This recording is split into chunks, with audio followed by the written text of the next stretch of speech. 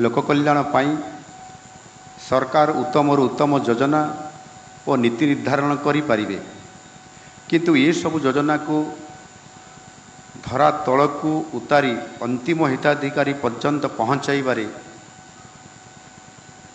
जिलापाल मानकर भूमिका अत्यंत आवश्यकता मन करे।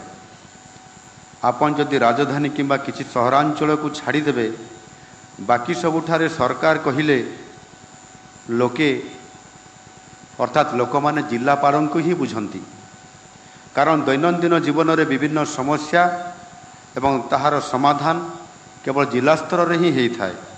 तेणु सेमानंकर आशा आकांक्षा पूरण करिवार गुरुदायित्व आपण मानकर पाखरे ही निहित अछि। एही जिलापाल सम्मेलनी एटी ए कार्यक्रम 2 दिन धरी चलिबो।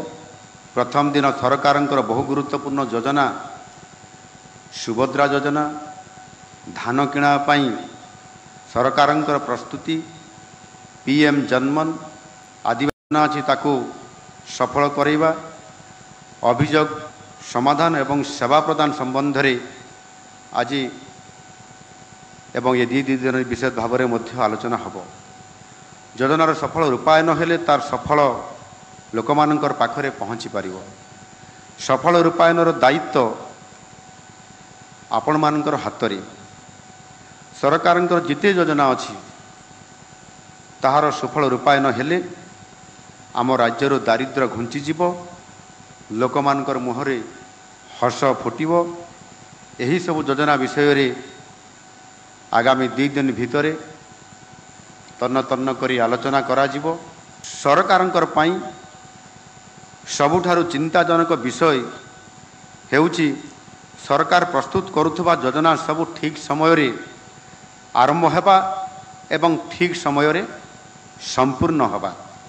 किंतु मु व्यक्तिगत भावे मोर ए लंबा राजनीतिक समय भितरे मु अनुभव करिछि जे अधिकांश समय रे यार बहुत बड़ व्यतिक्रम होता है एवं अहेतुक विलंब जगु सरकार जनता जे असुविधार सम्मुखीन हुअन्ति ताहा नुहे।